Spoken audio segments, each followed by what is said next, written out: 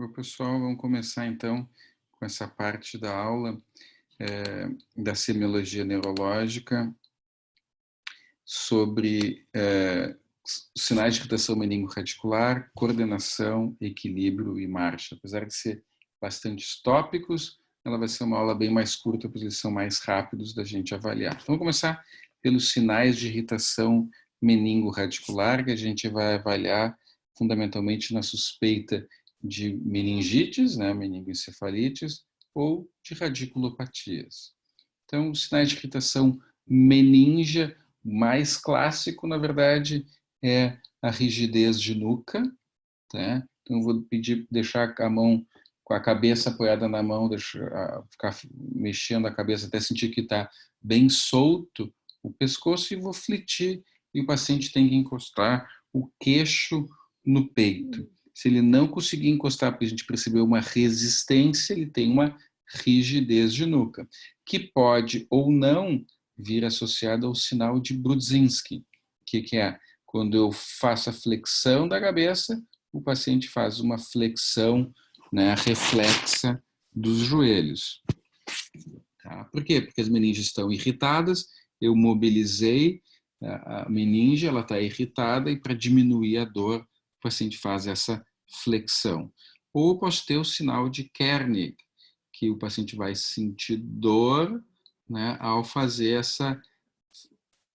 esse movimento aqui com a perna, né, e a perna estendida e a coxa igualmente estendida. Tá? O problema é que o sinal de Kernig e Brudzinski tem uma baixa sensibilidade, então a gente não vê quase nunca essa alteração, na verdade. Tá? O sinal para avaliação de compressão radicular no membro superior é o teste de Spurling. O que eu vou pedir? Para o paciente virar um pouco o pescoço para o lado afetado e estender ele para trás. Primeiro passo vai ser esse. Muitas vezes, só fazendo isso, o paciente já sente uma dor irradiada, né, por compressão da raiz afetada. Se ele não sentir dor, eu vou fazer uma pressão, né, na cabeça, então, para comprimir a raiz e desencadear a dor. Se o paciente tiver uma dor só na região superficial, se tiver uma dor aqui na musculatura contralateral, a gente vai chamar isso de teste de Spurling contralateral, positivo, né? Isso, em geral, é decorrente de dores musculares, de contraturas musculares. E ele tem o mesmo significado, né? Apesar de ter uma sensibilidade baixa, aí por volta de 50%, ele tem uma especificidade alta, por volta aí de 80%, 85%, e ele tem o mesmo significado que o LASEG, que é mais clássico, né?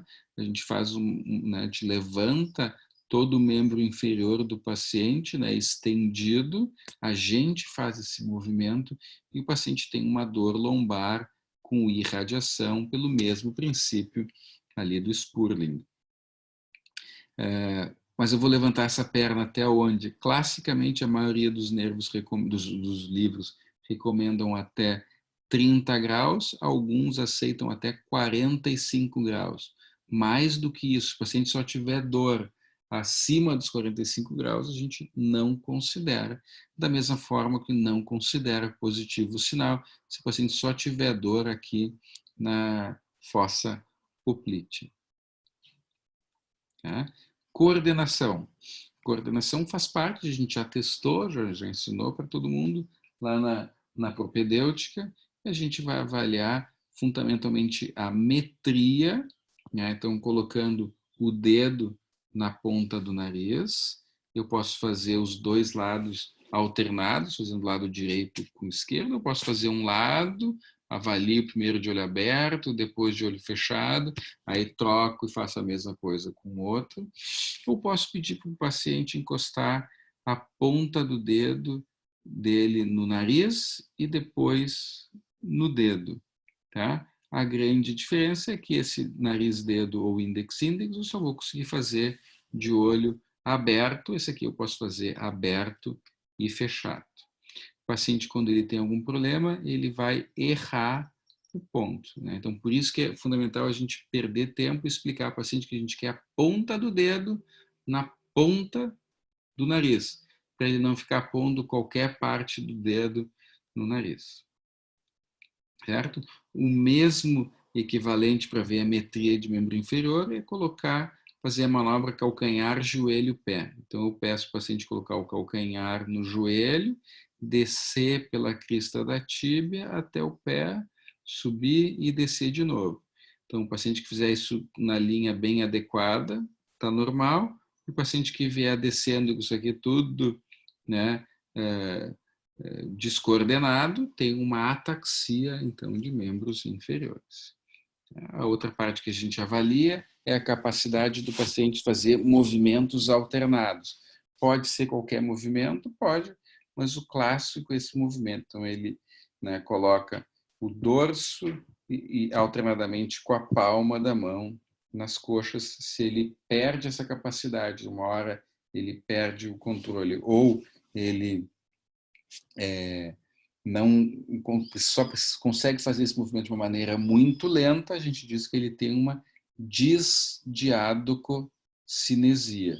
Se ele tiver normal, a gente diz que ele tem uma eudiadococinesia. Uma outra forma da gente avaliar é o teste de rebote de Holmes, né? Eu peço para o paciente puxar o braço contra o meu, eu repentinamente solto essa força e ele vai ter que adequar a força para não se bater. Por via das dúvidas, eu sempre ponho o braço aqui para proteger o paciente. Qual é o princípio disso? O hemisfério cerebral, ele faz todo o planejamento do movimento. Se ele tinha um planejamento que ele estava fazendo contra a minha resistência, quando eu solto a minha mão, ele vai ter que fazer um outro planejamento rápido para evitar com que ele bata no seu próprio rosto. Se ele tiver um comprometimento do hemisfério cerebelar, ele vai perder essa capacidade. Então, tudo que a gente avaliou até aqui agora, né, a metria de adococinesia e o rebote de Holmes estão avaliando o hemisfério cerebelar. Tá? Essa parte mais do eixo do cerebelo a gente vai ver pelo equilíbrio, marcha e pela fala. O paciente que tem aquela fala escandida, aquela fala do bêbado, tem uma lesão mais do vermes, mais do meio do cerebelo, não do hemisfério. Então, na última parte aqui, vamos ver equilíbrio e marcha. Então, primeiro, o teste de Romberg, né? Eu peço para o paciente ficar em posição de sentido, primeiro de olho aberto, depois de olho fechado, né? Se o paciente já cair de olho aberto, é sinal que ele tem uma lesão vestibular, né? Se ele sempre cair sempre para o mesmo lado, indica mais vestibular. Se ele cair para qualquer lado, indica mais uma lesão do vermes cerebelar. Mas se de olho aberto ele ficar bem e só cai de olho fechado, que aí a gente chama de teste de Romberg positivo, isso é um indicativo que ele tem uma lesão proprioceptiva, então, lesão de nervo periférico.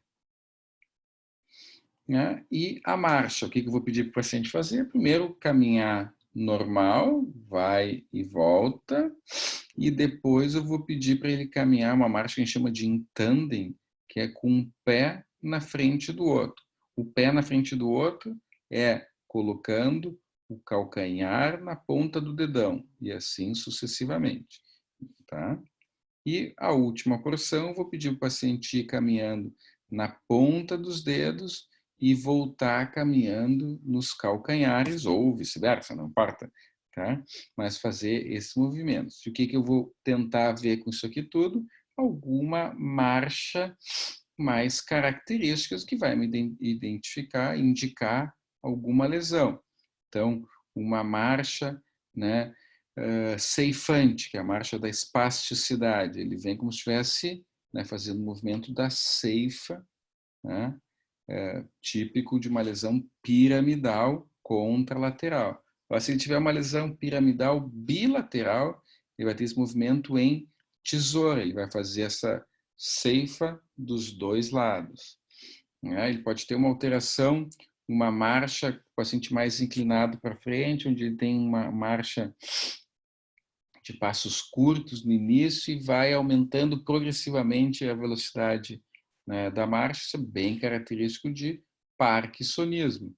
Ou tem uma marcha equina, vocês estão vendo aqui que o pé está caído, então ela precisa levantar a perna mais alta para conseguir caminhar.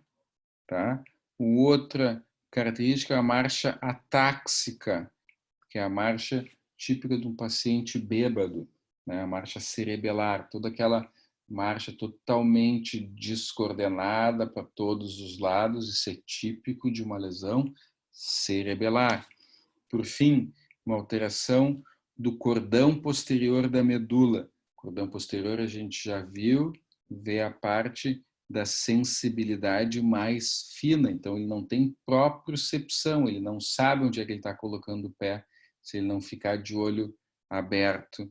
Mesmo assim, ele vai ter uma marcha onde ele vai pisar mais forte para ver se ele consegue sentir, até porque ele não está conseguindo adequar exatamente a marcha. E se ele fica de olho fechado, alguns desses pacientes simplesmente não conseguem caminhar. E aí vai ter outros tipos de marchas, como a marcha miopática, a marcha anserina, que a gente chama, como ele tem uma fraqueza proximal, que a gente já explicou antes também, ele não consegue fixar o quadril, que é o típico das miopatias, então ele caminha com o quadril, né, rebolando de um lado para o outro, como se fosse um pato. Então, marcha anserina. E com isso, né, que é o tipo aqui das lesões miopáticas, aqui a espástica dos dois lados, diplégica é a marcha ceifante, marcha neuropática é aquela marcha equina do pé caído. Com isso, então, a gente encerra a semiologia neurológica. Para aqueles que revisaram todas as aulas, a gente tira as dúvidas depois na aula no grupo via Zoom.